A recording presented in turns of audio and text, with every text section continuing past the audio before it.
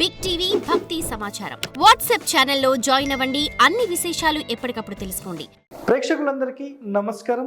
ఈరోజు మనం గతం ఎపిసోడ్స్లో మనం ఏంటంటే అసలు ద్వారాలకు సంబంధించి కిటికీలకు సంబంధించి అసలు ఎన్ని దోషాల గురించి మాట్లాడడం తెలుసా? ఎవరైనా వీడియోలు చూడకపోయి ఉంటే ఖచ్చితంగా వీడియోస్ అనేవి చూడండి. సో ఈరోజు చాలామందికి ఒక ప్రశ్న వస్తుంది, సార్ అసలు ఒక ఇల్లు నిర్మించాలంటే స్థలంలో ఎటువైపు నిర్మించాలి? ఇదేం ప్రశ్న అండి, కొత్తగా వేస్తున్నారు. అందరికీ తెలిసిందే కదా, నైరుతి వైపు. మీరు అదే రాంగ్ ఇన్ఫర్మేషన్ మీరు తీసుకుంటున్నారు. అసలు ఒకటి గుర్తుపెట్టుకోండి, అసలు భోజనం చేయాలా అంటే చేయాలి. ఏ సమయంలో? ఎప్పుడైనా చేయొచ్చు. ఉదయం అంటే ఎప్పుడు అంటే ఇన్ డెప్త్కి మీరు వెళ్తే అసలు స్థలంలో ఇల్లు ఎక్కడ కట్టాలి, ఇది చాలామందికి తెలియని సమాచారం. సో ఈరోజు మనం అసలు మన స్థలంలో ఇల్లు ఎక్కడ నిర్మిస్తే ఎలాంటి లాభ నష్టాలు ఉంటాయి, అసలు నైరుతిలో నిర్మించాలా అంటే నైరుతి మూలకు జరిపి నిర్మించాలా, వాయువ్య మూలకు జరిపి నిర్మించాలా, ఈశాన్య మూలక, ఆగ్నేయ మూలక, లేకపోతే పడమరక, దక్షిణానిక, ఇట్లా ఎన్నో ఉన్నాయండి. ఈరోజు ఎపిసోడ్లో మనం కేవలం 4 కార్నర్ డైరెక్షన్స్ గురించి మాత్రమే మాట్లాడుతున్నాం. ఈశాన్యము, ఆగ్నేయము, నైరుతి, వాయువ్యం. క్లియర్? సో మొట్టమొదటిగా చూడండి, గృహం ఎక్కడ నిర్మించాలి. ఒక స్థలం మనం ఎన్నుకున్న తర్వాత ఎక్కడ నిర్మించాలనేది కండిషన్. సో ఇందులో ఇన్ డెప్త్కి వెళ్తే స్థలం ఎప్పుడైనా సరే ఒక బాక్స్ రూపంలో అంటే ఒక స్క్వేర్ ఆర్ రెక్టాంగిల్లోనే మీకు ఉండాలి అనేది మొట్టమొదటిగా శాస్త్రం చెప్పిన పాయింట్. కానీ ఇక్కడ కండిషన్ ఏంటంటే అసలు మళ్ళీ స్థలం ఎలా ఎన్నుకోవాలనేది ఒక శాస్త్రం ఉంటుంది. అంటే పొడుగు ఉండాలా, వెడల్పు ఉండాలా, ఏ దిక్కు, ఏ ఫేసింగు, ఎన్ని డిగ్రీలు, ఇవన్నీ ఉంటాయి. మరి ఇవన్నీ తెలుసుకోకుండా మేము డైరెక్ట్గా ఇల్లు కడతామంటే మాత్రం రాంగ్ అండి. సో ఇబ్బందులు పడొద్దు అని మన మహర్షులు ఎంతో సమాచారాన్ని మన భవిష్యత్తు కోసం వాళ్ళు స్టోరేజ్ చేశారు, ఎన్నో గ్రంథ రూపేణ రచించి మనకు అందించారు. అలాంటి ఒక మహా గ్రంథాల నుంచి తీసుకోబడిన ఎన్నో కండిషన్స్ మీ అందరికీ మేము చెప్తున్నాం. తెలుసుకొని పాటించి మీరందరూ బాగుండాలని కోరుతున్నాం. ఓకే, సో ఇక్కడ ముందుగా వాళ్ళు చెప్పింది ఆ కండిషన్ ఏంటంటే స్థలం ఇప్పుడు ఒక బాక్స్ షేప్ అంటే ఒక స్క్వేర్ ఆర్ రెక్టాంగిల్లోనే ఉండాలి అని చెప్పారు. ఒకటోది. రెండవ కండిషన్, ఇక్కడ ఒక స్థలం ఇట్లా తీసుకున్నాం. ఈ స్థలంలో మొట్టమొదటిగా అంటే ఇంటి నిర్మాణానికి స్థలం ఎన్నుకునే బిఫోర్ వాళ్ళు చెప్పబడింది ఒకటే ఏంటంటే ఖచ్చితంగా 9 భాగాలు చేసి, ఓకే, ఇట్లా 9 భాగాలు చేసి ఆ 9 భాగాల్లో చివరి ఒక భాగం ఇటు ఇటు ఇటు ఇటు అంటే ఈ రౌండప్ మొత్తం కూడా ఎంటీగా వదిలేసేయాలి అని చెప్పారు. కాబట్టి అసలు ఇలాంటి కండిషన్ మీరు నిజంగా చూస్తే పూర్వం కట్టబడిన ఇండ్లల్లో అన్ని వైపుల చుట్టూ తిరగడానికి ఖాళీ స్థలం ఉంటుంది. సరే ఎంత ఖాళీ వదిలితే మంచిది? సో ఎంత ఖాళీ అనేది నేను లెక్కలు చెప్పలేనండి. ఒక 45 అడుగుల వెడల్పు అనుకుందాం, 5 అడుగులు అంటే మీకు 9. ఇక్కడ 9 భాగాలు చేస్తే ఒక్కొక్క పార్ట్ 5 అడుగులు వస్తుంది. ఇక్కడ ఒక 5 అడుగులు ఖాళీ, ఇక్కడ 5 అడుగులు.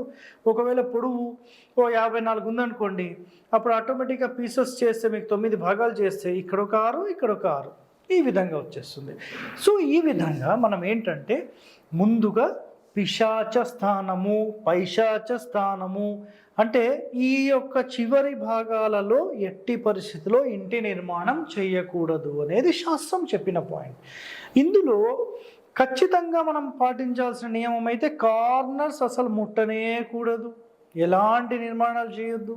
బై ఛాన్స్ ఎప్పుడన్నా ఎమర్జెన్సీ ఉంది అంటే ఈ మధ్యలో ఏమన్నా ఎక్స్టెన్షన్స్లో టాయిలెట్స్ తీసుకోవడానికి కొంతవరకే. ఎందుకంటే ఒకటండి, నేను క్లియర్గా ఒక పాయింట్ అయితే చెప్తాను మీకు. నిజంగా ఈ కాలంలో ఏంటంటే స్థలాలు రేట్లు పెరిగిపోయి చిన్న చిన్న స్థలాలు తీసుకొని ఇబ్బందులు పడుతున్నారు. కాబట్టి ప్రతి రూల్ అనేది ఇంప్లిమెంట్ చేయలేదు. అట్లీస్ట్ కార్నర్లో మనం గ్యాప్స్ ఇచ్చేసేసి అసలు దోషరహితంగా కట్టడం కంటే కొంచెం దోషాన్ని తీసుకొని మనం ముందుకు వెళ్తే మనం బాగుంటామనేది ఒక కండిషన్. ఓకే, సో ఇక్కడ చూడండి, మొట్టమొదటి కండిషన్ ఏంటంటే మనం స్థలానికి సంబంధించిన అన్ని వైపులా కూడా ఖచ్చితంగా మనం ఏం చేయాలండి, ఖచ్చితంగా ఒక పార్ట్ అయితే వదిలేసేయాలి. దాంట్లో వేరే క్వశ్చన్స్ లేవండి, మళ్ళీ వీడియో స్కిప్ చేస్తూ వచ్చి చివరిలో నన్ను అడగొద్దు. సో ఇందులోపల శాస్త్రం చెప్పిన కండిషన్ ఏంటంటే టోటల్ స్థలాన్ని ఒక 4 భాగాలు చేస్తే ఇది బ్రహ్మస్థానం. మనం ఇల్లు ఇక్కడ చూడండి, నైరుతి వైపు ఎక్కువ జరిపి కడితే దీనిని నైరుతి ఖండము అంటారు. నైరుతి ఖండం చూసారా. ఒకవేళ ఇక్కడ చూడండి, ఇది ఈస్ట్ కదా, ఒకవేళ ఈస్ట్కి జరిపి కడితే ఇటువైపు దానిని ఇక్కడ చూడండి మనుష్య ఖండము అంటారు. ఇది మనుష్య ఖండం, ఇది దైవఖండం. ఇక్కడ ఉంటుంది చూడండి, ఈశాన్యం మనుష్య ఖండము, దాని తర్వాత దైవఖండం, నైరుతి ఖండం దైవఖండం అంటారు. సో ఇక్కడ మీరు ఆలోచన ఏం చేయండి అంటే సింపుల్గా ఒక స్థలం మొత్తం తీసుకుంటే అందులో ఇది ఈస్ట్ అనుకోండి, వెస్ట్ అనుకోండి, సౌత్ అనుకోండి, నార్త్ అనుకోండి, గృహం అనేది ఇక చూడండి, ఇప్పుడు ఇది ఈస్ట్ అనుకోండి, గృహం అనేది మనం సింపుల్గా చెప్పాలంటే నైరుతి వైపుకు జరుపుతున్నామా, లేదా వాయువ్యం వైపు జరుపుతున్నామా, లేదా ఈశాన్యం వైపు జరుపుతున్నామా, లేదా ఆగ్నేయం వైపు జరుపుతున్నామా, ఈ 4గింటిలో మనం ఎటు జరిపితామో దానిని ఆ ఖండం పేరుతో మనం పలకవచ్చు. సో ఇప్పుడు 4 ఒకసారి మీకు చూపిస్తాను, మీరు ఒకసారి 4 చూడండి, మీకు ఒక చిన్న క్లారిటీ అయితే వస్తుంది. ఎందుకంటే ఇది మళ్ళీ కన్ఫ్యూజన్ కావచ్చండి మీకు. సో ఇది మొత్తం ఒక జనరల్ ఒక బాక్స్ అనుకోండి, ఇందులో ఇదొక బాక్స్, ఇదొక బాక్స్, ఇదొక బాక్స్, ఇదొక బాక్స్. ఓకే, సో ఇది east, west, south, north. So north east అంటే స్థలం మొత్తంలో ఈశాన్యం వైపు కదల. ఓకే, ఇది వాయువ్యం వైపు, ఇది నైరుతి వైపు, ఇది ఆగ్నేయం వైపు.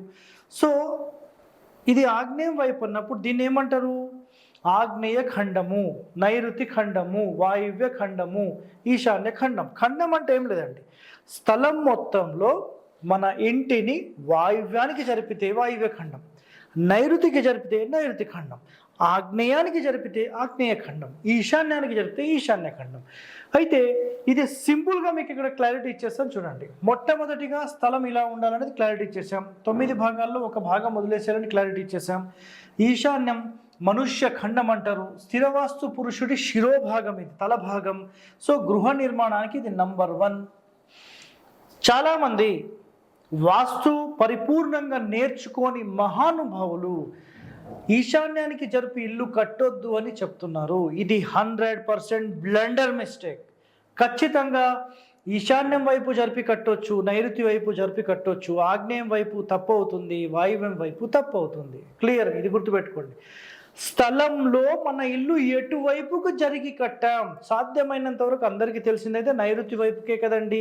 ఉత్తరము ఈశాన్యం ఖాళీ పెడితే నైరుతి జరుగుతుంది కదా. అట్లా అన్ని వైపులకు సంబంధించిన సమాచారం అందిస్తున్నాం. చూడండి ఒకసారి, స్థలమునకు ఆగ్నేయ ఖండం అంటే యమఖండం అంటాం దీన్ని. అసలు ఇటువైపు జరిపితే యమఖండం నిర్మాణం చేయరాదు, దోషప్రదము, యమదర్శనం అగును. యమదర్శనం అంటే యాక్సిడెంట్స్లో ఇంకా ఒక్కొక్కరైతే యాక్సిడెంట్ అయ్యి అవరే బాబు నా ప్రాణాల దాకా పోయి మళ్ళీ వచ్చిన అంటారు కదా, యమదర్శనం దాన్ని అంటారు. సో ఇలాంటివి చేసినప్పుడు అంటే ఆగ్నేయానికి జరిపి కడితే ఇలాంటి సమస్యలు ఉంటాయి. నెక్స్ట్, స్థలమునకు నైరుతి ఖండం అంటే నైరుతిలో కట్టడం అందరికీ తెలుసు. సో అట్లా కడితే ఏమంటారు, దాన్ని దైవఖండము అంటారు. సో ఈశాన్యానికి అభిముఖంగా ఉంటుందన్నమాట. ఇది ఈశాన్యం, దాని ఆపోజిట్. ఇది ఆగ్నేయం, దాని ఆపోజిట్. సో ఇందు నివాసం శుభము, దైవానుగ్రహం కలుగును అని ఉంది. కానీ గుర్తుపెట్టుకోండి, రాసి పెట్టుకోండి మాట, ప్రతి ఫేసింగ్కి నైరుతి కట్టరు. చాలామంది చేసే మిస్టేక్ ఇదే, ఏ ఫేసింగ్ అనగా నైరుతికేసి కట్టరా బాబు అని. ఇది తప్పండి. మీకు డీటెయిలింగ్ ఇన్ఫర్మేషన్ నెక్స్ట్ ఎపిసోడ్స్లో నేను అందిస్తాను, చూస్తూ ఉండండి. Stay tune to. Okay, next వాయువ్య ఖండము, అసూర ఖండం అంటారు. సో దీన్ని రాక్షస ఖండం అంటారు.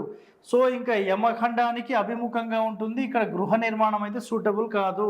రాక్షస కృత్యములు కలిగించును అంటే ఒక రాక్షస ప్రవృత్తి గల వ్యక్తి తయారవుతాడు అక్కడ. సో మనం ఇక్కడ కండిషన్స్ ఏం మాట్లాడుతున్నాం, సార్ మీరైతే నైరుతిలో అంటే మేము యాక్సెప్ట్ చేస్తాం, వాయువ్యం వద్దన్నారు, ఆగ్నేయం వద్దన్నారు, ఇది కూడా యాక్సెప్టెడే. ఈశాన్యంలో ఎట్లా కడతాం? శాస్త్రాల్లో దీని వివరణ ఉంది. మీరు తెలుసుకోకపోతే నేనేమీ చేయలేనండి. ఇది 100% గుర్తుపెట్టేసుకోండి. అర్థమైందా? సో దీనికి సంబంధించిన పూర్తి సమాచారం మీరు తెలుసుకోవాలనుకుంటే 254 పేజ్ నంబర్ మనకు గాయత్రి వాస్తులో ఉంది. పూర్తి సమాచారం తెలుసుకోండి. ఇంకా ఈ నైరుతి ఖండం ఎటు కట్టాలి ఏంటి వీటికి సంబంధించిన పూర్తి డీటెయిలింగ్ ఇన్ఫర్మేషన్ తరువాయి ఎపిసోడ్లో నేను అందిస్తాను. సో అప్పటి వరకు మీరు ఇలాంటి ఎన్నో రహస్యాలు మనం అందించే మన ఛానల్ని సబ్స్క్రైబ్ చేయండి, లైక్ చేయండి, గంట బొమ్మను యాక్టివేట్ చేయండి. ధన్యవాదాలండి. Thank you. For more videos like this, subscribe Big TV channel.